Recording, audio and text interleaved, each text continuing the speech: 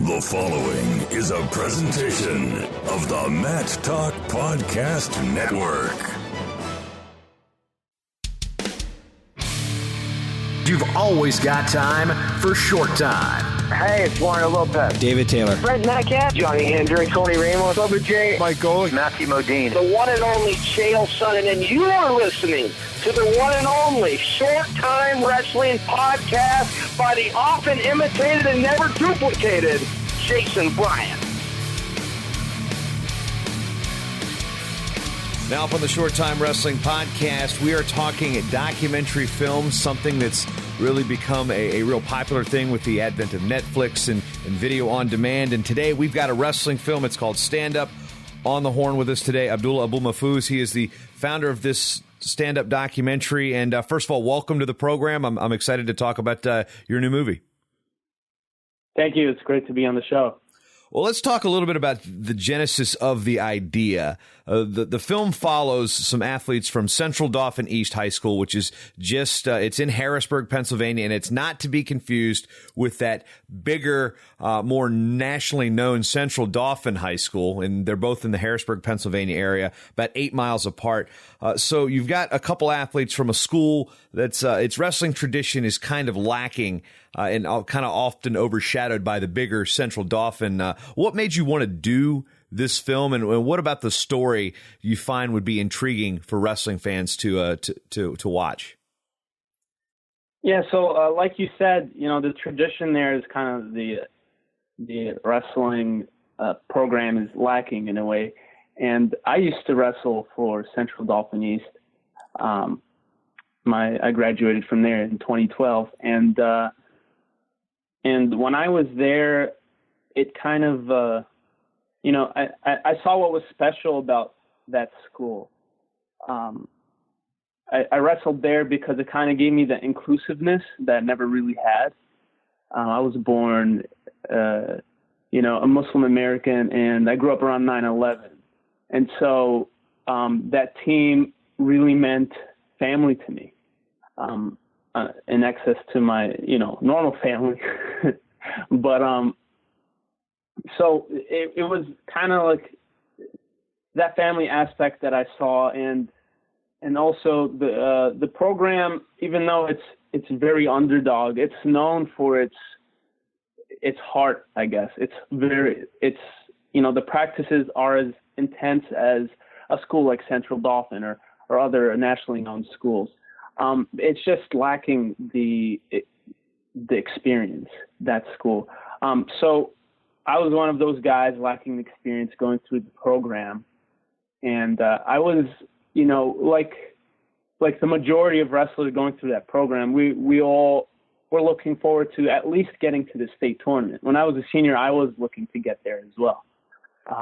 Except I broke a finger. I really had a really serious injury with that. Ended up having to get surgery, and it knocked me out of my senior year. So from there, I really, you know, I suffered a really bad loss, I think. You know, I went into a kind of depression. I just lost, you know, all 4 years of my hard work at the high school level. I just lost that family that was there for me.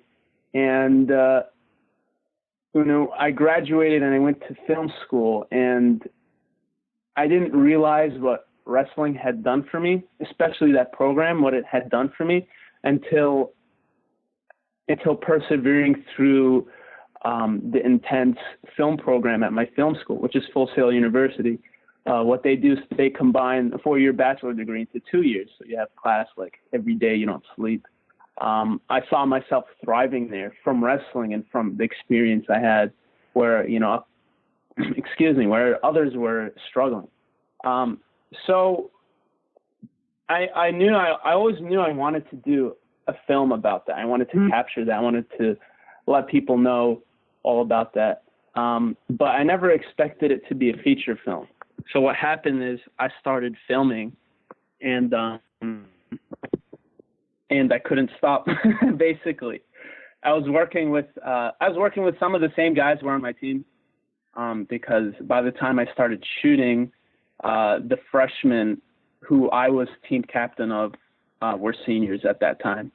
So that's basically where the whole idea started.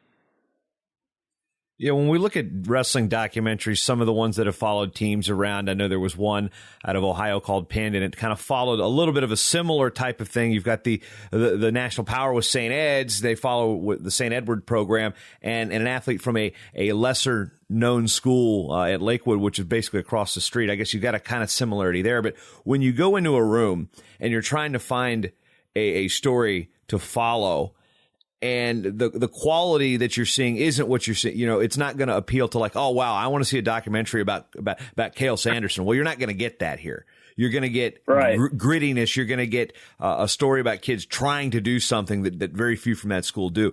What was the conversation like with Coach Michael Bookwalter and saying, hey, I want to come in and shoot this team and create a movie out of it? Well, like I said, I came in, always, I think it was known amongst like the coaches and I, even when I was a senior, that, I wanted to go into filmmaking, and it was always like a fun idea to kick around. It's like, yeah, you should make a movie about us. I started doing that. I just started bringing a camera into practice, and I never really, it was always going to be like a fun side project, but I never really considered it to being something big until I wrestled with that team for the whole season as like a volunteer position. So I was wrestling in practices with that specific team that I did the movie on. And that's when it kind of struck me like, hey, this should be something much more serious. So I talked to Michael, the head coach, and he thought it was a great idea. I don't think they realized how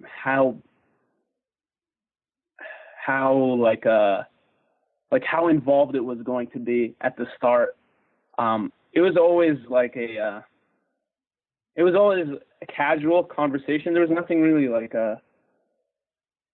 strict about it. It was because I'm so involved with the team, it was comfortable to do pretty much about everything. I don't know if that answers your question well.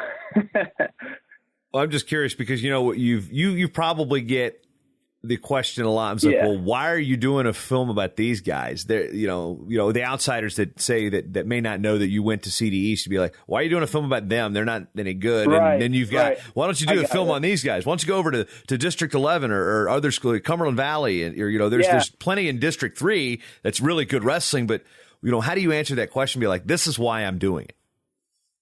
Right. I did get that a lot while I was filming. So I think the answer to that is obviously, the team itself. And it's because I did have that one, it was easier just to do it with them because I had that, access. I had that, they were comfortable with me, to the point where I could get the really close, intimate perspective of the film, which will, if you watch the movie, you'll see, in the movie, it's as if you are one of the teammates, and I put you there. And two, the bigger reason, it's just that I wanted to get that, I wanted to capture what I went through in wrestling, that huge loss, and when I got injured, and I wanted other people, because, I'm not the only one who had a huge upset like that. I wanted other people to realize how much wrestling has actually done for them. And I don't think that message is more, it's showing in Central Dauphin East the most. I don't think you can really, because, other teams, they're skilled and they're huge. They win. And so you can't really take away the lessons from hardship as you can from them, as you can from Central Dauphin East, who goes through, they do everything right. They train right. they drill right in practices. They try their best. I think they give the most heart out of the people in their district, and they still end up with the short end. And you kind of have to look at that and ask why. Is it all in vain, or what do they benefit out of it? Yeah, and coming from District 3, just to give people a background, this is one of the most rugged districts in Pennsylvania. You hear about the Whippeal, which is western Pennsylvania. You hear about District 11. District 3 is so big it's its own region. I mean, we're talking Mike Evans came out of that district before he ended up going to Blair Academy. You have numerous NCAA qualifiers and All-Americans. Kenny Courts came out of there at Central Dauphin. Ryan Williams from Old Dominion was a national finalist. He went to Cumberland Valley. So you've got Ed Ruth came out of there before he went to Blair. I mean, you've got just a brutal district. And, when you're trying to go through that as a wrestler, how much of it is about just trying to keep your head up and try to keep some sense of pride, knowing, okay, I can beat these guys eventually, but going through this district you feel like you've accomplished something just by getting out of District 3. Yeah. Just by wrestling there, you feel like you're on a different level. And, I wrestled through there as well. I wrestled Kenny Courts a couple times. I don't know if he remembers. I wasn't, it was just a kind of have to thing. But yeah, I wrestled him a couple of times. It was, it was tough because it's such a hard level, and you're coming in like from the CD East program. You're starting off in high school. And so you're wrestling guys who have, 5 to 10 years more experience than you. And that's hard to just keep, after losing from that, it's hard to keep your head up and be like, okay, so should I keep going? And a lot of times, the CD East team ends up losing a lot of its wrestlers by the end of the year. But when you start winning a match here and there within the district, and especially coming back, especially doing it for 4 years, you can see how rapid your growth was compared to people who have been doing it the whole time. I don't know if that makes sense, but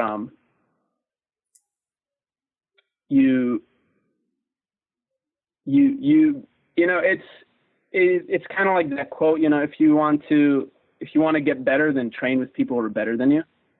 So you kind of see that positivity after a while. And so it's not too disappointing once you realize that. Yeah, I want to use an example. When I lived in Pennsylvania for 3 years, I had a chance to go to the PIAA state tournament a couple times at the Giant Center. And this is, I guess, what sums up Pennsylvania wrestling to me. And it's not about the Nazareths and the Eastons. It's not about, watching the Peppelmans come through at that particular era. What I remember is, I don't know if they were AA or AAA at the time, but Donegal High School was about 5 minutes away from where I worked in Mannheim. It's in Mount Joy, which is right, just outside of Harrisburg, probably about 25, 30 minutes. And they qualified one kid to the state tournament the year I went. And I think they were the Indians. I think Bruce Suter pitched there, for those who are Major League Baseball fans. And I remember in the upper deck of the Giant Center, this kid goes out on the mat, and there are probably 200 kids all in green shirts doing the tomahawk chop, which is probably not politically correct, but who cares? And it's because and he's out there and he's wrestling, and I think he gets pinned in like a minute and a half. Then, a couple hours later, he comes back, and Donegal's not a very big high school. I'm thinking the entire senior and junior class were there. And then he comes out for the consolations, comes out, all those kids are up there again doing the chop, hey, and he gets pinned again, or he gets beat. I can't remember. But the entire school, it seemed, came out to watch this one kid. And that is kind of like, that's what I think sums up Pennsylvania wrestling, because at a school like CD East, it means something to just get to this state tournament.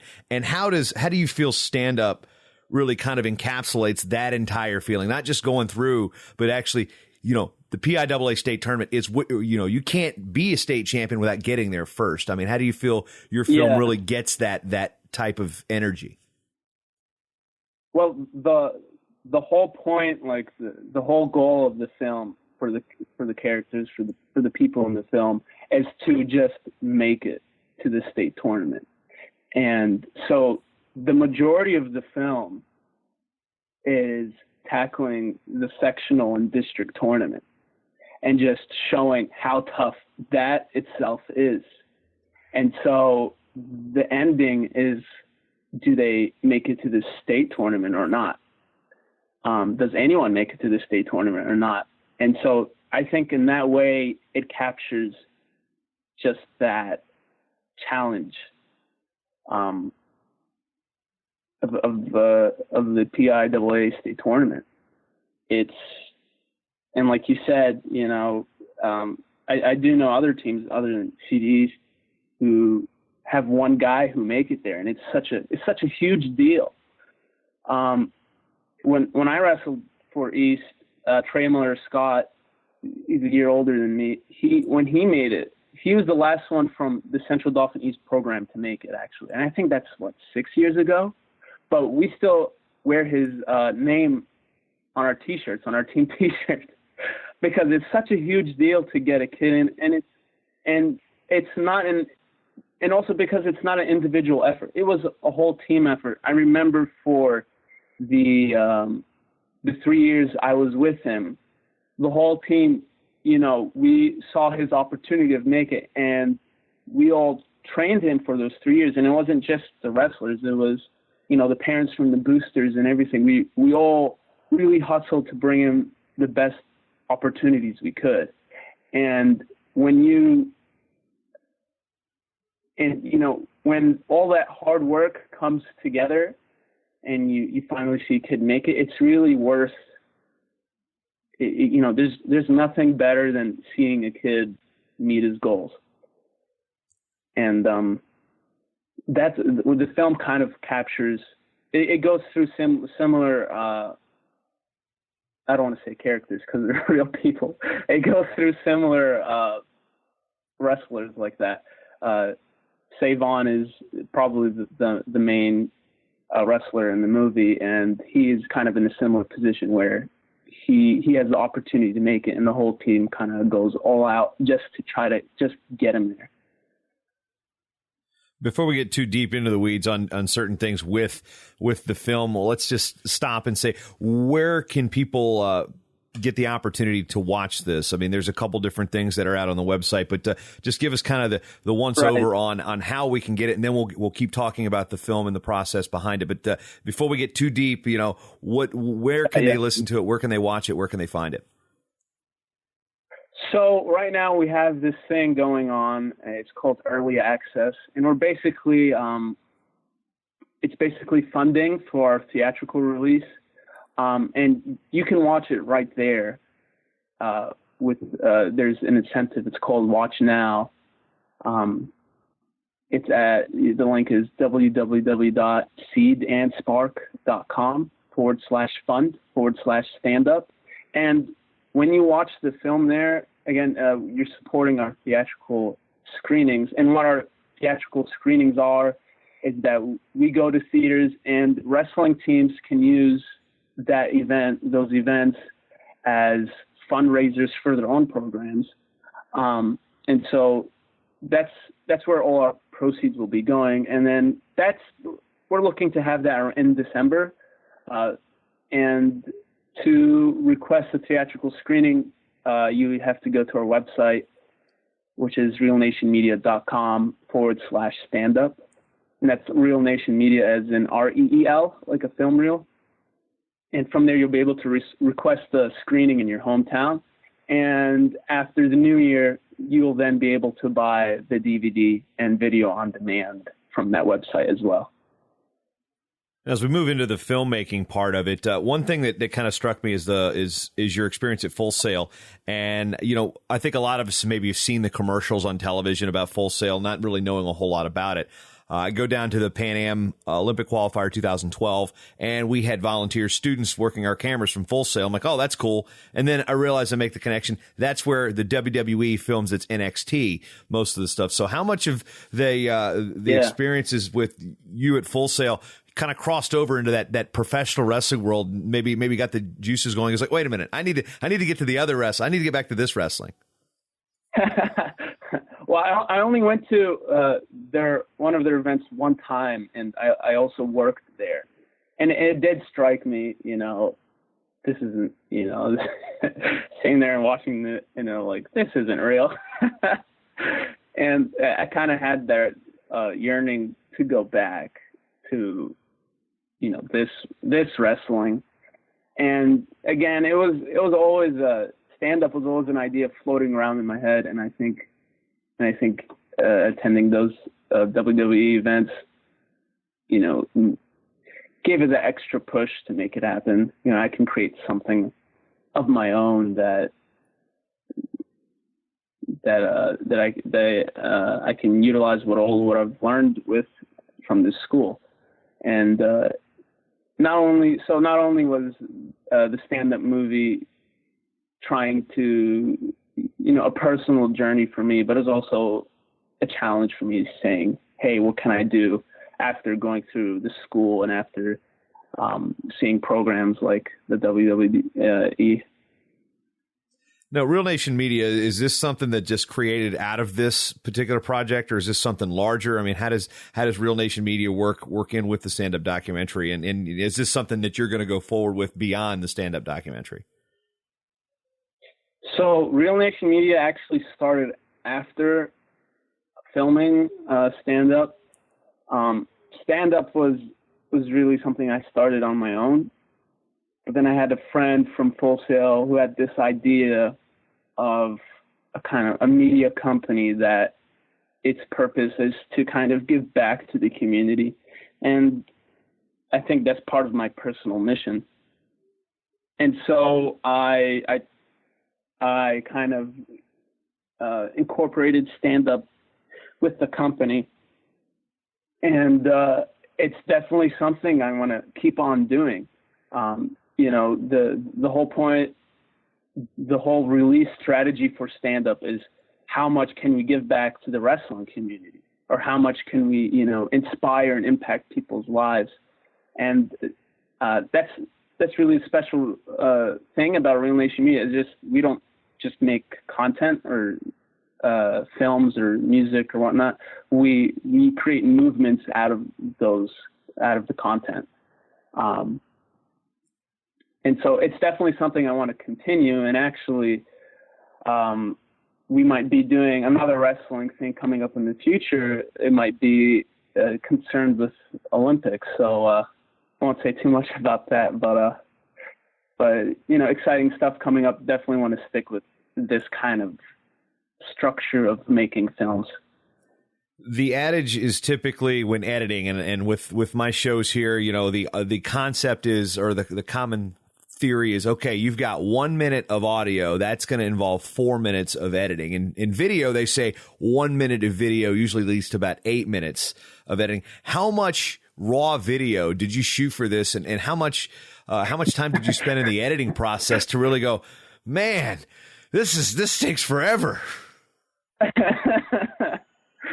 So we shot over 24 hours of footage. And, for a feature-length documentary, that's actually not too much. I think it's around 30, but I know for sure it's over 24. And, the moment I realized, oh crap, this is going to be one hell of a ride, was, there's this process of the editing. It's called logging footage. And basically you go through every minute of what you shot and you take notes on it. So you know what's in there. And it took me, I think, 2 full weeks just to do that alone. And that's like 1% done with editing. And I realized how much of a beast this was going to be. It took me about, from when I stopped filming, that was April 2015, we stopped filming, and the edit finished on May 5th, 2015. So almost a year. it took to edit.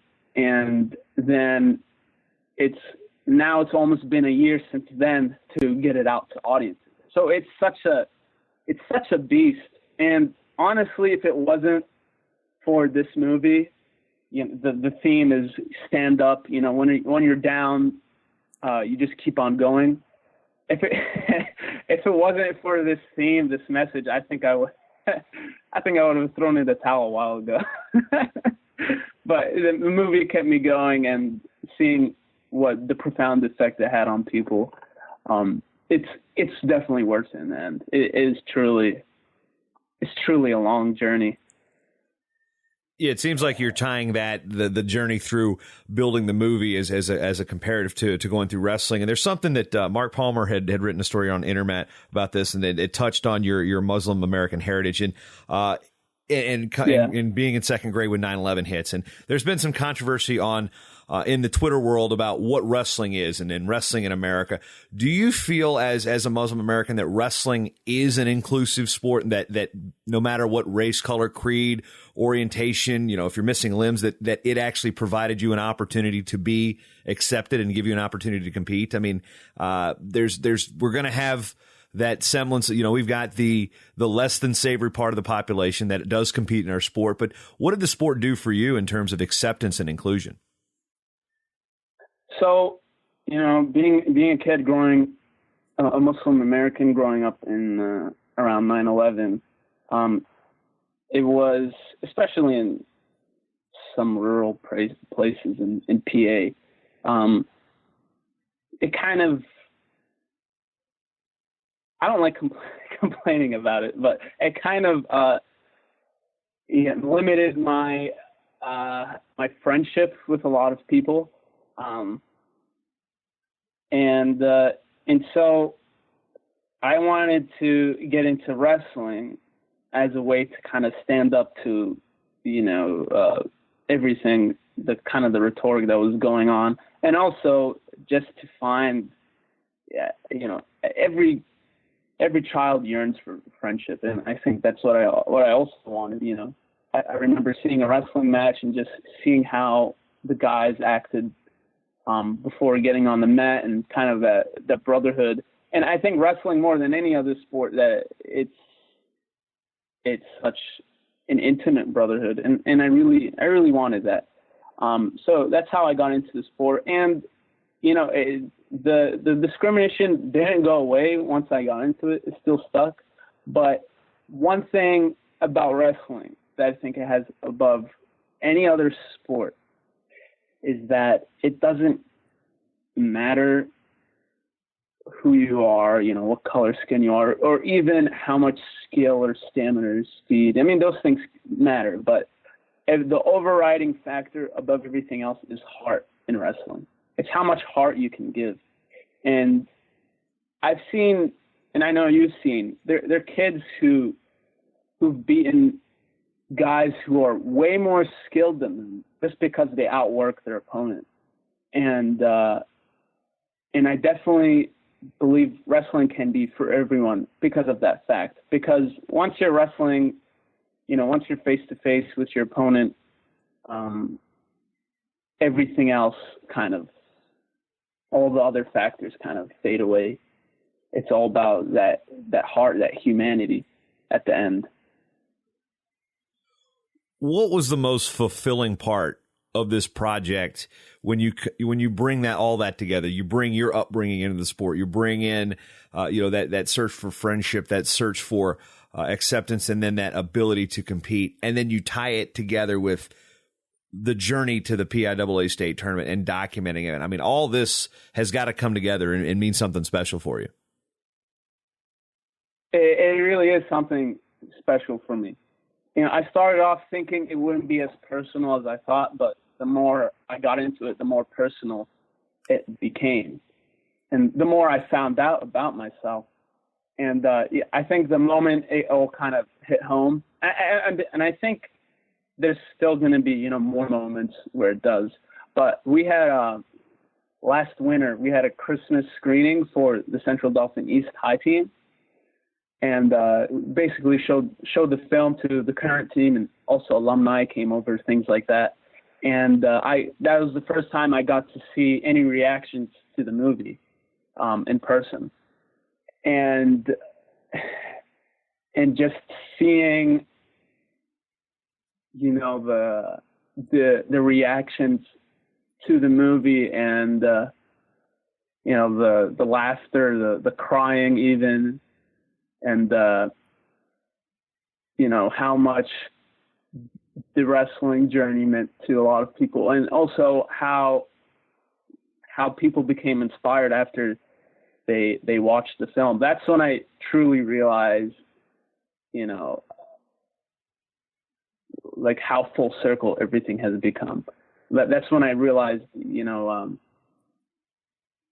my personal full message and its worth, and how I could also share it to other people. And you're not going to get that from, you know, my personal message from the movie. Well, I want to say, like, you won't get my personal story, but the lessons learned from my story, you'll see it. And it's just a good feeling seeing those lessons affect people like that. Now, if they want to follow you guys on social media, of course, the website's, as you mentioned earlier, realnationmedia.com/standup. Work on getting the film into theatrical releases at seedandspark.com/fund/standup. But social media, how can these guys keep up with what's going on, and maybe get in touch with you guys to try to put something together in their town? Definitely. So the Twitter is at @standupfilm. No spaces in that. And the Facebook is at Stand Up Documentary.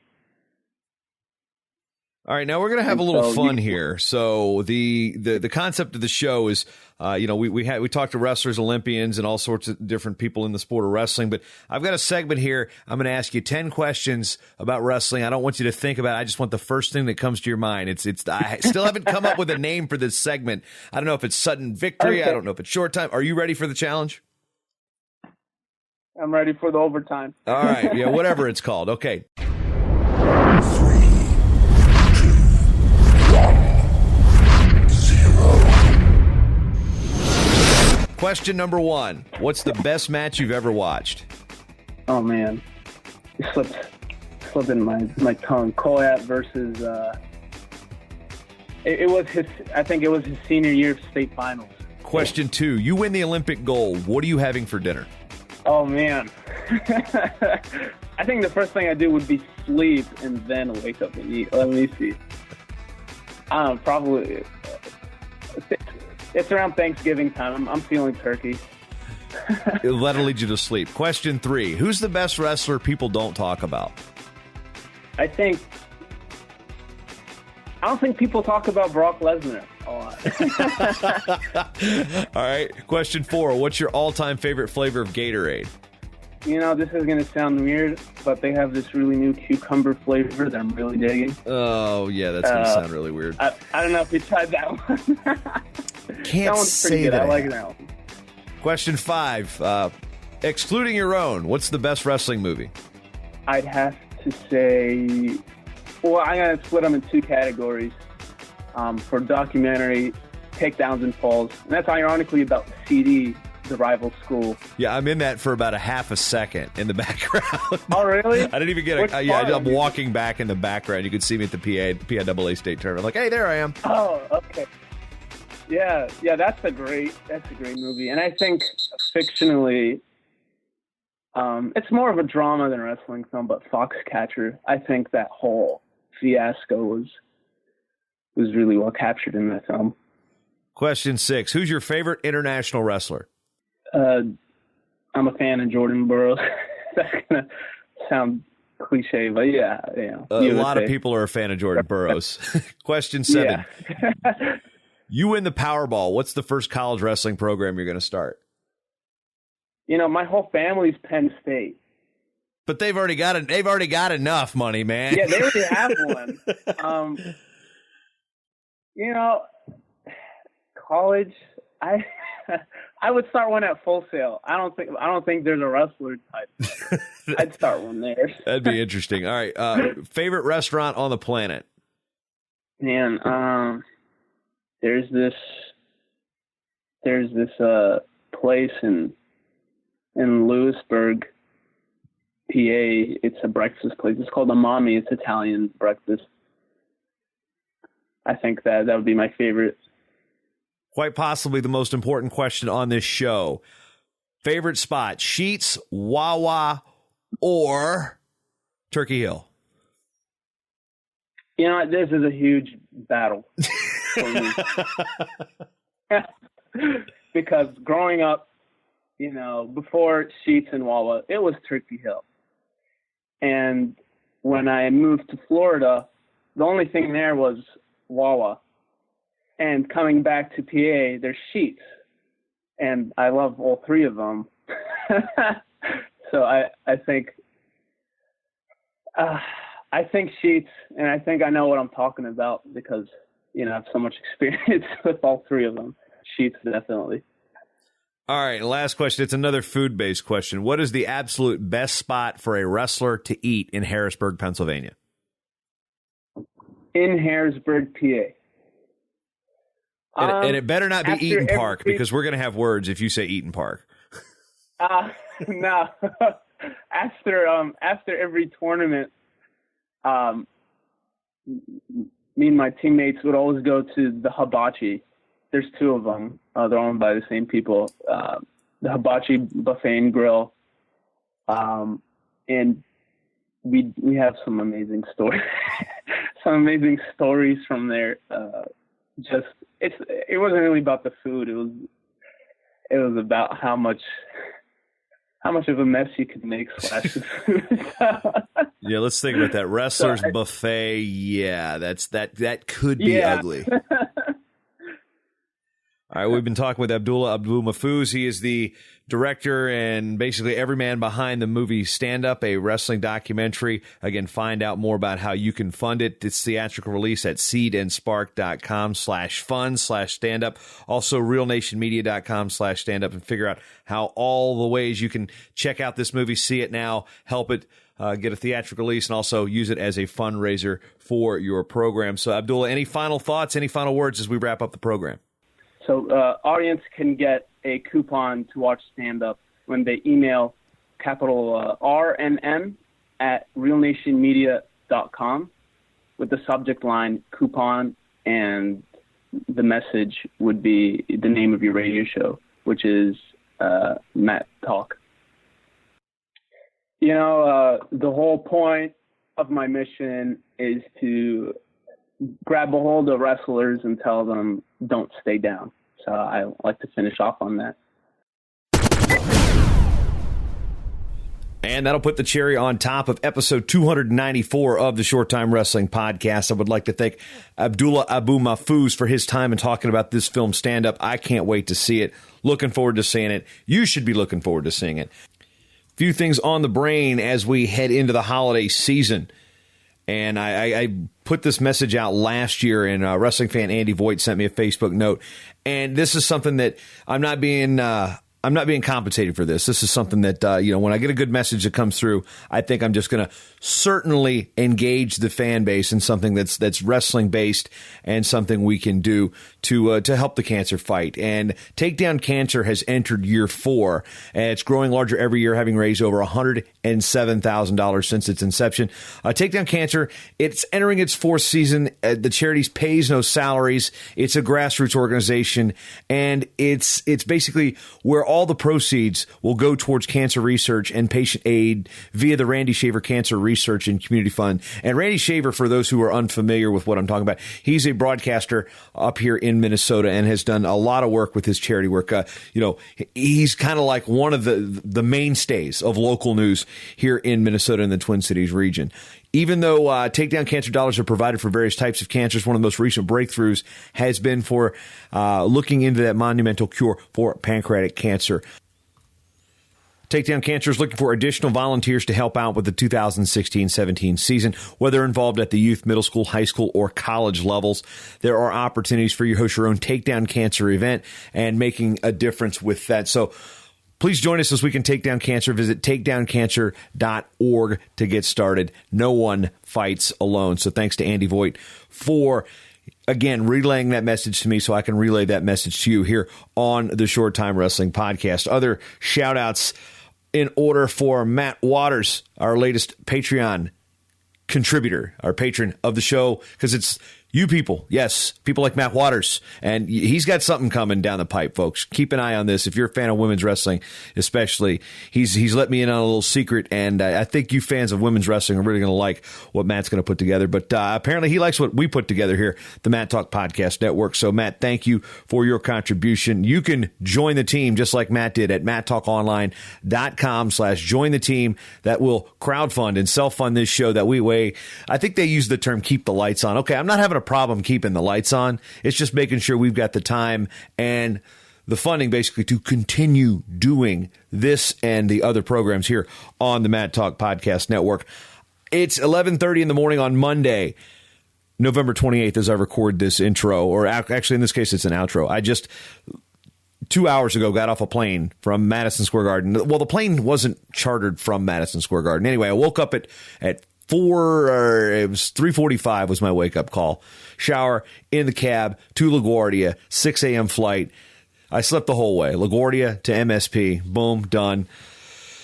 Announced the Grapple the Garden, 4th year in a row I have done that. So I want to give the friends out there in New York City, just it's a great time, and it's a showcase of wrestling. We had a couple good dual meets. Definitely the highlight being Cornell versus Rutgers, a top 10 matchup. And you know, wrestling fans can sometimes be like, well, there's no good matchup. Well, you know what? Sometimes you got to showcase wrestling in areas that need showcasing wrestling. Frank Popolizio does a great job with this up in the Albany region of New York. You also see it with Heath Esslinger took the ball and ran with it with the Southern Scuffle, bringing that to Chattanooga after UNC Greensboro said they didn't want anymore, after they said they didn't want wrestling anymore. Yeah, anyway, don't get me started on there. But now we've had the NCAA championships in the Garden. We know that this facility cares about wrestling. It cares about combat sports. I mean, they had a big UFC. We heard Dylan Wanagale talk about it on the previous episode. And I want to thank Dylan Wanagale, Damian Santucci, Matt Mendez, Joanne Esposito, the whole crew at MSG, Manny Thomas, the whole crew. I mean, they had to change over from a college hockey game to clearing that out, to putting the mats down, which started at 1 o'clock in the morning. Then they had to run a wrestling event, which first whistle blew at 8 a.m. We were out of there by 2:30. That was the goal. And then, boom, turn around. They've got the Rangers taking on the Senators later that night. Same day. So the crew at MSG, to get wrestling in there, really does a fantastic job. Got a chance to work again with Natanya Levioff and my boy Brian Hazard. Hazard, I love you, Brian. Yeah, Brian takes my phone. I was like, hey, let's take a picture, and the next thing you know, I look at my phone and he's taking a selfie of himself on my phone. Hazard, you are a strange man. You're a strange being. But we did get word that Brian and I will be again on the microphone at the NCAA Division I Championships in St. Louis. So anytime him and I get to work together, it's always fun because we've known each other since I was basically a senior in high school. Also got to see Craig Frost, a friend through a friend. So, and then over the years, Craig and I had become friends, and didn't get to see another buddy, Brian Stoll, but definitely heard he was in attendance. But for Craig and Brian and Nate Scheid down in Florida, I just want to say Al Bundy eats Twizzlers and Frosted Flakes while listening to Five Finger Death Punch. Don't think I can make that one work, but I figured I'd do it here on the show. So as I return, I'm happy to know that I have food left. And when I say food left, this was the first time in my adult life. And actually, if I think about it, I don't think my family, at least my side, because, we had step marriages and things around there. So I had, basically grew up with two families. But I know that, the family that I pretty much lived with, which was my mom's side, I don't think we really ever hosted Thanksgiving, but maybe one time when I was growing up. So it was always going up to grandma's, or I was going with, having a small meal here and then going with my dad up to that side of the family, or then hitting up my buddies' parents at the end of the show. But when we got into high school, you'd basically hit 4 or 5 houses for Thanksgiving. Well, this year I hosted for the first time. My wife and I hosted. We had 18 people in the house. And I know some of you people are like, 18, please. That's nothing. Well, we don't have a huge place. And we've got 2 little girls, the 4-year-old and the 4-month-old. So, and I'm not like a super culinary beast by any means, but I'm getting very good. I'm getting very good at certain things. It used to be I could cook an egg sandwich. That was the extent of it. Now I'm actually doing some things creatively. I think it's because I'm watching so much of this Food Network and Anthony Bourdain. I've been on a food kick for a long time, and that has nothing to do with my waistline. But the idea was, okay, we got a turkey. And my mom, bless her heart, she always likes to send me and my wife cooking things, like whether we need them or not. I don't know how many pairs of salad tongs and hot hands and place settings, like, those things that you put the hot pot, the pot holder things that you put on the table, whatever the heck they're called, pot holders. I don't know. You know how many of those we've got? Well, 2 years ago, she sent us this 3-in-1 charbroil, like infrared grill cooker thing. It's almost like that big green egg, but it's like the charbroil version. Anyway, decided to do a turkey in that thing because it's like deep frying a turkey, but not actually deep frying it. And it's not like the air fryer thing. So I said, all right, we got to figure this out. And 18 people, you figure a pound of it. We got a 22-pound bird. Having never cooked a turkey in my life, I said, you know what? I'm going to see if I can do this. And I had to get the roaster basket FedEx to me because the previous one we had rusted out. It's a good little machine. I mean, if I want to cook burgers with a real flame on them, I'm not going to use this thing, but it's good for roasting some pork and, things like that. And it's got a little smoker basket to it. You could throw some smoked chips in there, wood chips. But so I've got it in there. So Tuesday, I do a practice turkey. I use a 10-pound turkey, and that's going to be our dinner. We had like a mini Thanksgiving kind of. Basically, it was just stovetop turkey and stovetop and turkey. That was all we had. So it came at a skosh dry. And I'm like, okay, what can I do this time? Nailed it. Basically dialed it down about almost 3 hours, believe it or not. Perfect. And I was jonesing. I was so freaked out. I was like, one time I tried to make biscuits and gravy, and I used a pan that got scorched a little too hot. And this is, the side of the family, my wife's side, that really didn't grow up with B's and G's. And I had one job, and I burnt the freaking gravy.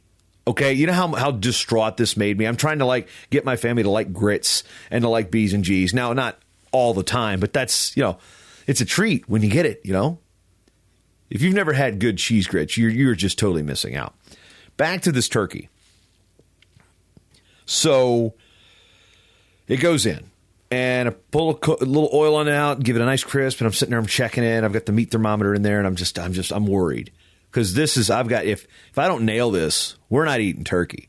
Well, we have a little bit of leftover turkey from the previous 10-pound bird. That was basically the practice turkey, was like the backup turkey. We could microwave it with some chicken broth and soak it back up with some moisture. Well, I get it out there, pull it out. It's a little crisp on the outside. Okay, I let it rest. I've covered it in foil. Here we go, ready to carve this thing. And I learned how to carve a turkey by watching it on YouTube. So I went, all right, off go the legs and the thighs. Boom, boom. I also had made sure to take out the plastic thing that was binding the turkey legs, as well as that the pointless thermometer that they sell with those things. Boom, pop the wing, right down the breastbone. As soon as I cut it in and I just saw the juice, I was just like, oh, I nailed it. And then I cut a little sliver off, and it's just like so moist and juicy and I hit a home run on my turkey. And I've still got some left. The worst part about it, I was so tense and stressed out about cooking this turkey right for my family. I ate basically about what amounts to about a quarter of a plate. I just couldn't, my stomach was in knots. So it took the next day for me to have my giant heaping, itis-inducing Thanksgiving dinner. And I got to do that because I wasn't flying out on Friday like I did previously. We got to host. So I'm just happy about my turkey. I just want to tell you guys about my turkey. My 22-pound turkey, the second bird I've ever cooked in my life. And this little roaster thing, hey, all right. It worked. Thanks, Mom. So thanks for that. So thank you for spending your time with me, indulging in the long story that was my Thanksgiving bird. I know that's not why you listen to this show, but sometimes I'll throw out some interesting anecdotes and stories that might seem normal. Although what's not normal is the thunderstorm going on in Minnesota right now. I mean, there's the white stuff falling from the sky is hail. I will never get it. Anyway, thank you for spending your time with me, because you've always got time for short time. Thanks for listening.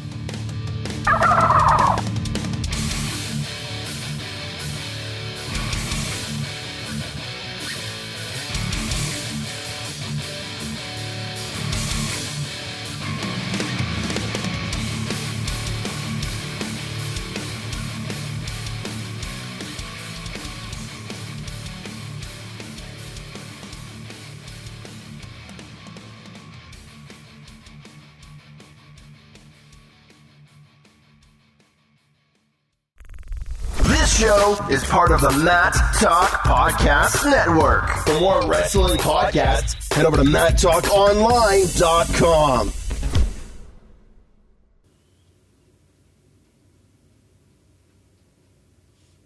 Sometimes you don't need turkey. Sometimes you just need sashimi.